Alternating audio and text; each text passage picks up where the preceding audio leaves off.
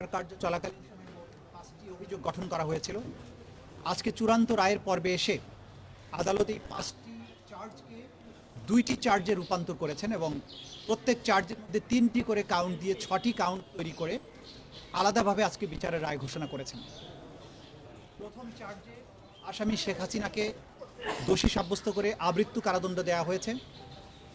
দ্বিতীয় চার্জে আসামি শেখ হাসিনাকে দোষী সাব্যস্ত করে মানবতা বিরোধী অপরাধের দায়ে 2024 সালের জুলাই অভ্যুত্থান চলাকালে বাংলাদেশে ছাত্র জনতাকে লিথাল ওয়েপন, হেলিকপ্টার, ড্রোন ব্যবহারের মাধ্যমে নিষ্ঠুরতম পন্থায় 1400-র মতো ছাত্র জনতাকে হত্যা এবং 25,000-এর বেশি ছাত্র জনতাকে আহত করার দায়ে, মোর স্পেসিফিক্যালি আশুলিয়াতে 6 জনকে হত্যা করে পুড়িয়ে দেয়া, চানখারপুলে 6 জনকে হত্যা করার মাধ্যমে যে অপরাধ করেছেন সেটার দায়ে তাকে দোষী সাব্যস্ত করে মৃত্যুদণ্ড প্রদান করেছেন।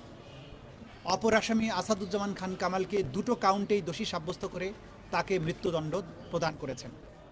আসামি চৌধুরী আবদুল্লাহ আল মামুন সাহেবকে সবগুলো কাউন্টেই দোষী সাব্যস্ত করা হলেও তিনি যেহেতু রাজসাক্ষী হিসাবে আদালতে মামলার ভেতরের সবচাইতে গুরুত্বপূর্ণ ইভেন্টগুলো সাক্ষী হিসাবে আদালতের সামনে তুলে ধরেছেন, আদালতকে সত্য উদ্ঘাটনে সাহায্য করেছেন, সেই জন্য তার ব্যাপারে আদালত লিনিয়েন্ট ভিউ নিয়ে তাকে 5 বছরের কারাদণ্ড দিয়েছেন, যদিও তাকে সকল কাউন্টেই দোষী সাব্যস্ত করা হয়েছে। আমরা আজকে প্রসিকিউশনের পক্ষ থেকে আমাদের অনুভূতি হচ্ছে অবিমিশ্র। আমরা কারো মৃত্যুদণ্ডে আনন্দিত যেমন নই, তেমনিভাবে এই বাংলাদেশে যেভাবে রাষ্ট্রের শাসক হয়ে দেশের নাগরিক, বিশেষ করে তরুণ ছাত্র জনতার রক্তে পা ভিজিয়েছিলেন, তার বিচারের মাধ্যমে তাকে যে দণ্ড দেয়া হয়েছে, আমরা বিশ্বাস করি এই দণ্ড প্রদানের মাধ্যমে ইতিহাসের একটি অধ্যায়ের মীমাংসা হয়েছে এবং এই জাতির ন্যায় বিচারের প্রতি যে তৃষ্ণা, ন্যায় বিচারের জন্য, জাস্টিসের জন্য জাতির যে কোয়েস্ট, সেটি আজকে সম্পন্ন হয়েছে। অপরাধীকে তার প্রাপ্য শাস্তি প্রদান করা হয়েছে। আমরা আশা করব সরকার এবং রাষ্ট্র আদালতের এই রায়কে যথাযথ আইনি প্রক্রিয়া এবং অন্যান্য যত প্রক্রিয়া আছে কূটনৈতিকভাবে সেই প্রক্রিয়া অবলম্বন করে যারা আসামি পলাতক আছেন, দেশের বাইরে আছেন, তাদেরকে বাংলাদেশের মাটিতে নিয়ে এসে আইনের মাধ্যমে তাদের এই শাস্তি কার্যকর করবে। আজকে এই রায়ের মাধ্যমে আমাদের ব্যক্তিগতভাবে প্রসিকিউশনের খুশি বা অখুশির কোনো ব্যাপার নেই। আমরা শুধু এটা বলবো যে শহীদ আসহাবুল ইয়ামিন, শহীদ আবু সাইদ, মুগ্ধ, শহীদ আনাস, শহীদ সজল, শহীদ তানজিল ইসলাম সুজয়, যাদেরকে পুড়িয়ে দেওয়া হয়েছিল, এখন পর্যন্ত তার পারিবারিক কবরস্থানে তার ফেরার সুযোগ হয়নি, আদালত থেকে আদেশ হয়েছে। শহীদ রিয়া গোপ, শহীদ নাইমা সুলতানা, শহীদ আহাদ সহ বাংলাদেশের যে 1400 তরতাজা তরুণ প্রাণ এই স্বৈর শাসনের অবসানের জন্য জীবন দিয়েছেন, তাদের পরিবারে যদি সামান্য একটু স্বস্তি আসে, সেটি আজকের এই প্রসিকিউশনের প্রাপ্তি। জাতির পক্ষে আমরা একটা বিচারিক প্রক্রিয়াকে সম্পন্ন করার মাধ্যমে এই জাতিকে বিচারহীনতার কলঙ্ক থেকে মুক্ত করার যে ক্ষুদ্র আমাদের প্রয়াস, সেটা যদি সফল হয়, সেখানেই আমাদের সাফল্য। আমরা মনে করি এই রায়টি কোনো ধরনের কোনো অতীতের প্রতিশোধ নয়, এটি হচ্ছে জাতির প্রতিজ্ঞা ন্যায় বিচার প্রতিষ্ঠার জন্য, এটা হচ্ছে জাতির কোয়েস্ট ফর জাস্টিস।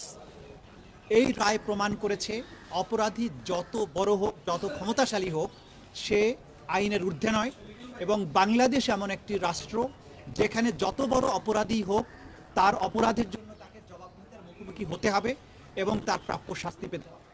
এবং এটাও প্রমাণিত হয়েছে বাংলাদেশ সকল আন্তর্জাতিক স্ট্যান্ডার্ড মেনটেন করে ক্রাইমস এগেনস্ট হিউম্যানিটির মতো কমপ্লেক্স অপরাধের বিচার করতে সক্ষম এবং বাংলাদেশ সাফল্যের সাথে সেটা করেছে।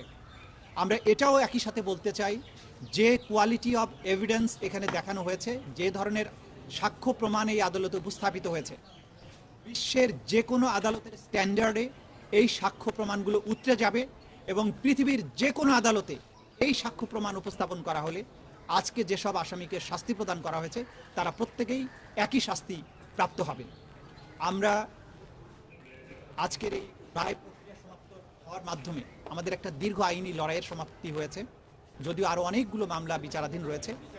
যারা এই মামলাকে আজকের দিন পর্যন্ত নিয়ে আসার ব্যাপারে যারা ভূমিকা পালন করেছিলেন, বিশেষ করে আমাদের ভিকটিম পরিবার, তারা তথ্য দিয়েছেন, আহতরা, সাক্ষীরা তারা আদালতে এসে কষ্ট করে সাক্ষী দিয়েছেন, প্রসিকিউশনের বিজ্ঞ প্রসিকিউটররা যারা আমাকে এই মামলা পরিচালনায় সাহায্য করেছেন, তদন্ত সংস্থা যারা বাংলাদেশের 56,000 বর্গ মাইলের বিভিন্ন জায়গা থেকে এভিডেন্সগুলো কালেক্ট করেছেন, বাংলাদেশের আপামর জনগণ যারা এই বিচারের জন্য প্রসিকিউশন টিমকে সমর্থন জুগিয়েছেন, সাক্ষ্য প্রমাণ আমাদেরকে সংগ্রহ করার ব্যাপারে সাহায্য করেছেন, সকলের প্রতি প্রসিকিউশনের পক্ষ থেকে আমরা গভীর কৃতজ্ঞতা জানাচ্ছি।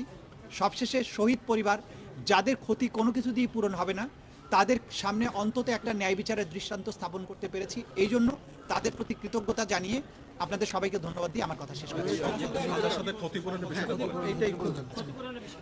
আদালত যেটা বলেছেন যে অপরাধী বা সাজাপ্রাপ্ত আসামি শেখ হাসিনা এবং আসাদুজ্জামান খান কামালের যত সম্পদ বাংলাদেশে আছে সকল সম্পদকে বাজেয়াপ্ত করে রাষ্ট্রের অনুকূলে ন্যস্ত করা হবে এবং সেখান থেকে রাষ্ট্র সকল শহীদ পরিবারকে যথোপযুক্ত ক্ষতিপূরণ প্রদান করবেন, সকল আহত পরিবারকে যথোপযুক্ত ক্ষতিপূরণ প্রদান করবেন। এটা হচ্ছে ক্ষতিপূরণের ব্যাপারে আদেশ। আর একটা অবজারভেশন তারা দিয়েছেন যে আওয়ামী লীগ এবং 14 দলীয় জোট, যুবলীগ, তাদের ব্যাপারে তারা যে একটা সন্ত্রাসী বা ক্রিমিনাল অর্গানাইজেশন, এইটা প্রসিকিউশনের পক্ষ থেকে সাবমিশন ছিল।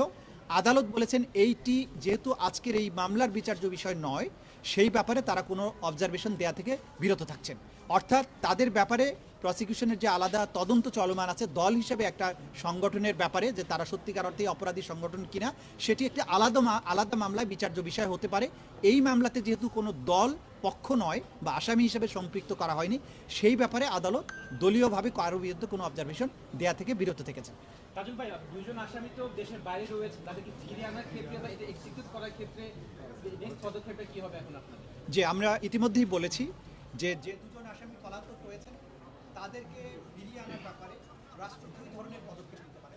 একটি হচ্ছে ভারতের সাথে সম্পাদিত 2013 সালের যে অপরাধীর বহিঃসমর্পণ চুক্তি, অর্থাৎ এক্সট্রাডিশন ট্রিটি 2013, সেই চুক্তি অনুযায়ী আমাদের এখানে যেহেতু মানবতা বিরোধী অপরাধের দায়ে তারা সাজাপ্রাপ্ত হয়েছেন, তাদেরকে বাংলাদেশ ভারত সরকারের কাছে ফেরত চাইবে এবং ভারত সরকার যদি আইনের শাসন, ন্যায় বিচারের প্রতি শ্রদ্ধাশীল হয়, তারা সেই আসামিদেরকে ফেরত প্রদান করবেন এবং তাদেরকে বাংলাদেশে ফেরত আনার মাধ্যমে তাদের উপরে যে সাজা দেওয়া হয়েছে সেটা কার্যকর করা যাবে। দ্বিতীয় যে প্রক্রিয়া আছে সেটি হচ্ছে যে ইন্টারপোলের মাধ্যমে, যেহেতু একটি বাংলাদেশের একটা ট্রাইব্যুনাল থেকে, উপযুক্ত আদালতের থেকে তাদের মৃত্যুদণ্ড প্রদান করা হয়েছে, তাদেরকে ইন্টারপোলের মাধ্যমে গ্রেপ্তার করে বাংলাদেশে এনে সেই সাজা কার্যকর করা যেতে পারে। এই ব্যাপারে বাংলাদেশের স্বরাষ্ট্র মন্ত্রণালয়, পররাষ্ট্র মন্ত্রণালয় সম্মিলিতভাবে প্রয়োজনীয় ব্যবস্থা গ্রহণ করবেন। তাজুল ভাই, এই আপিলের এগেইনস্টে যদি তারা আপিল করতে চায়, সেক্ষেত্রে তারা কি বাংলাদেশে এসে করতে পারবে বা প্রসিকিউরটা কি হবে? যে কোনো আদালতের আদেশের বিরুদ্ধে যদি আপিল করতে হয়, যেমন আমাদের এই মামলায় এই সাজার বিরুদ্ধে 30 দিনের মধ্যে আসামিরা চাইলে সুপ্রিম কোর্টে আপিল দায়ের করতে পারবেন, কিন্তু সেই আপিল দায়ের করতে হলে পলাতকরা কেউ করতে পারবেন না, কারণ পলাতক ব্যক্তির আইন থাকে। তাহলে আপিল করতে হলে তাকে অবশ্যই এসে বাংলাদেশে আত্মসমর্পণ করতে হবে এবং জেলে গিয়ে তিনি তখন সুপ্রিম কোর্টের কাছে তার সাজার বিরুদ্ধে আপিল দায়ের করতে পারবেন। যদি আত্মসমর্পণ না করেন তাহলে তার রাইট অফ অ্যাপিল থাকবে না। চিফ প্রসিকিউটর, একটা অবজারভেশনের কথা জানতে চাচ্ছিলাম যে ট্রাইব্যুনাল কি মনে করেন যে এটি যে ব্যাপক এবং পরিকল্পিত হত্যাকাণ্ড ছিল, এই বিষয়ে ট্রাইব্যুনালের অবজারভেশনটা কি? দেখুন, আমরা বারবারই বলেছি এবং আদালতের কিন্তু বারবার পরিষ্কার করেছেন যে ক্রাইমস অ্যাগেনস্ট হিউম্যানিটি, অর্থাৎ মানবতার বিরুদ্ধে অপরাধ হতে হলে তাকে দুটো শর্ত পূরণ করতে হবে। যে অ্যাটাক বা আক্রমণের মাধ্যমে মানুষ যে হত্যা হয়েছে, সেই অ্যাটাকটা হতে হবে ওয়াইড স্প্রেড অথবা সিস্টেম্যাটিক। আদালত এখানে তার ফাইন্ডিং দিয়ে বলেছেন জুলাই আগস্ট 2024-এ বাংলাদেশের ছাত্র জনতার উপরে যে অ্যাটাকটা করা হয়েছিল, সেই অ্যাটাকটা হয়েছিল নিরস্ত্র সিভিলিয়ানদের উপরে, নাম্বার 1। নাম্বার 2, এটা ছিল ওয়াইড স্প্রেড, ব্যাপক মাত্রায় আক্রমণ, কারণ বাংলাদেশের almost every part of the country এই অ্যাটাকটা পরিচালিত হয়েছে। দ্বিতীয়ত যেটা তারা বলেছেন যে ওয়াইড স্প্রেড হওয়ার পাশাপাশি এই অ্যাটাকটা ছিল সিস্টেম্যাটিক, কারণ রাষ্ট্রের টপ র্যাঙ্কিং থেকে একদম কমান্ড এসে নিম্ন স্তর পর্যন্ত কমান্ড পৌঁছেছে এবং রাষ্ট্র সম্পূর্ণভাবে সম্পৃক্ত হয়ে এই অপরাধটা করেছে, সিস্টেম্যাটিক। এবং এইটা তারা করেছেন তাদের সম্পূর্ণ জ্ঞানত, তারা জেনে বুঝে এটা করেছেন। বাংলাদেশে কোথায় কত লোক মারা গেছে, কি আক্রমণ হচ্ছে, কি অস্ত্র ব্যবহার হচ্ছে, সব সম্পর্কে এই অপরাধীরা যারা সাজাপ্রাপ্ত হয়েছেন তারা প্রত্যেকে জ্ঞাত থেকে, তাদের নলেজের মধ্যে থেকেও তারা এই অপরাধ সংগঠন করেছেন। সুতরাং ওয়াইড স্প্রেড, সিস্টেম্যাটিক এবং উইথ দি নলেজ, এই সবগুলো শর্ত এই অপরাধের মধ্যে এই শর্তগুলো পূরণ হয়েছে বলেই এটা ক্রাইমস অ্যাগেনস্ট হিউম্যানিটি হিসেবে বিবেচ্য হয়েছে। এবং সেই ক্রাইমস অ্যাগেন্স্ট হিউম্যানিটির দায়েই তাদেরকে এই শাস্তিটা দেওয়া হয়েছে। প্রসিকিউটর একটা বিষয় সেটা হলো যে এই বিচারের ক্ষেত্রে বিভিন্ন সময়ে আসামিদের সরাসরি তারা না থাকলেও বলার চেষ্টা করেছেন বিচারের অস্বচ্ছতা এবং তারা রাজনৈতিক প্রতিহিংসার শিকার, বিশেষ করে আপনারা যারা এখানে আছেন বিগত সরকারের সময় আপনারা অপরপক্ষে ছিলেন। এক, দ্বিতীয় হলে এই বিচার চলার সময় বা পুরো বিচার কার্যের সময় আপনারা কোনো ধরনের হুমকি ধামকি থ্রেট এই ধরনের মুখোমুখি হয়েছেন কিনা, কোনো চাপ ছিলেন কিনা? আজকে যেহেতু রায় হয়ে গেছে এই ব্যাপারে আপনি বলবেন কি? দেখুন, ইতিমধ্যে কিন্তু আদালত তার অবজারভেশনে বলেছেন যে এই আসামিরা বিচার চলমান থাকা অবস্থায় মামলার সাক্ষী, বিচারক এবং ট্রাইব্যুনালের সাথে সংশ্লিষ্টদেরকে হত্যা করার, তাদের বাড়িঘর জ্বালিয়ে দেওয়ার হুমকি দিয়েছিলেন এবং সেই দায়ে কিন্তু আসামি শেখ হাসিনার 6 মাসের কারাদণ্ড হয়েছে। সুতরাং এটা প্রমাণিত আদালতের মাধ্যমে যে তারা হুমকি ধামকি দিয়েছিলেন। কিন্তু বাংলাদেশের জনগণ, এই প্রশাসন, এই বিচারের সাথে সম্পৃক্ত কেউই এই হুমকিতে ভয় পাননি। তারা তাদের প্রতি আইন সম্মত উপায়ে যে দায়িত্ব অর্পিত হয়েছিল তারা সেটা পালন করেছেন এবং তার প্রতিফলন আজকের রায়। এই বিচার সম্পূর্ণ স্বচ্ছভাবে পরিচালিত হয়েছে। কোনো কর্নার থেকে, ইভেন স্টেট ডিফেন্স লয়ার থেকেও এই বিচারের স্বচ্ছতা নিয়ে, এই বিচারে কোনো ইনজাস্টিস হয়েছে, কোনো জায়গায় মিথ্যা সাক্ষ্য দেওয়া আছে, এই অভিযোগ কেউ কখনো করেনি, করতে পারবেও না। গোটা দুনিয়ার সামনে এই বিচার হয়েছে, আপনারা সাক্ষী ছিলেন। আমরা কখনো কখনো এগুলো লাইভ টেলিকাস্ট করেছি। পৃথিবীর সবার কাছে আমাদের ওপেন চ্যালেঞ্জ, এই বিচার প্রক্রিয়া স্বচ্ছ ছিল, নিরপেক্ষ ছিল, প্রত্যেকেই আইন অনুযায়ী কাজ করেছেন এবং এইখানে যে কোয়ালিটির এভিডেন্স দাখিল করা হয়েছে, আমরা আবারও চ্যালেঞ্জ করছি, দুনিয়ার যে প্রান্তে খুশি সেখানে যান, যে কোনো আদালতে এই এভিডেন্স গিয়ে হাজির করেন, এই অপরাধীদের একই ধরনের শাস্তি হবে বলে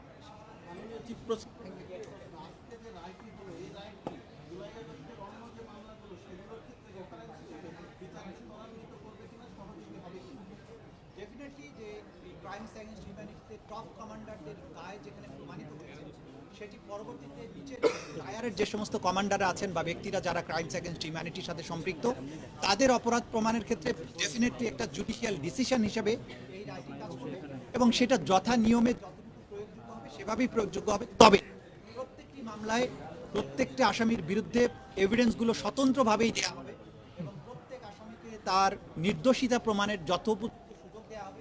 তিনি চাইলে তার নির্দোষিতা প্রমাণের জন্য তার ডিফেন্স উইটনেসকে আনতে পারবেন, ডিফেন্স ডকুমেন্ট প্রডিউস করতে পারবেন। এই রায় একটা নজির হিসাবে কাজ করবে, কিন্তু প্রত্যেকটি আসামি বা প্রত্যেকটি মামলার বিচার স্বতন্ত্রভাবেই অনুষ্ঠিত হবে। এই যে রায়টা হলো, মৃত্যুদণ্ডের সুনির্দিষ্ট কোনো সময়ের আইনি সময়ে ধার্য করে দেওয়া হলো। যেটা এখন আজকে আমি আপনাদেরকে বলতে পারি, গত সারা রাত ধরে আমাদের সকল বিজ্ঞ প্রসিকিউটরগণের নাম্বারে বিদেশ থেকে, অধিকাংশই ভারতীয় নাম্বার থেকে তাদেরকে টেলিফোনে কল করা হয়েছে। তাদের নানান ধরনের গালাগালি, অশ্লীল কথাবার্তা বলা হয়েছে, গালাগালি করা হয়েছে। এগুলোকে আমরা খুব একটা আমলে নেই না, কারণ একজন অপরাধী যখন বুঝতে পারে যে সে অপরাধ করেছে এবং তার সাজা অত্যাসন্ন, তো তখন সে তার এই জাতীয় আচরণ তার অপরাধ প্রবণতাকে নির্দেশ করে। এগুলোকে আমরা আমলে নিচ্ছে না। অপরাধীরা তাদের চরিত্রই প্রকাশ করছে, কিন্তু তাদের এই সমস্ত দম্ভ, হুমকি, বাংলাদেশের মানুষকে ন্যায় বিচার প্রাপ্তির জন্য তাদের যে আকাঙ্ক্ষা, ন্যায় বিচার প্রাপ্তির জন্য তাদের যে প্রচেষ্টা, এখান থেকে কোনো অবস্থায় এক চুলো হটাতে পারবে না। 30 দিন সময় আছে আইন অনুযায়ী। আজকের থেকে 30 দিনের মধ্যে তারা আপিল করতে পারবেন। অর্থাৎ আজকে থেকে 30 দিনের মধ্যে তারা যদি এসে আত্মসমর্পণ করেন, তাহলে তারা সুপ্রিম কোর্টে আপিল করতে পারবেন।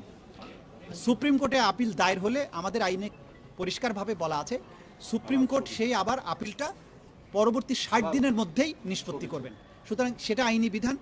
তারা যদি আইনের শাসনের প্রতি শ্রদ্ধাশীল হন, তারা যদি মনে তাদের সাহস থাকে যে তারা ইনোসেন্ট, তারা যদি বাংলাদেশের বিচার প্রক্রিয়া মোকাবেলা করার তাদের সৎসাহস থাকে, আমরা বলবো তারা আসুন বাংলাদেশে এসে এই রায়ে অনুযায়ী তার আত্মসমর্পণ করে তার রায়কে তিনি চ্যালেঞ্জ করেন সুপ্রিম কোর্টে।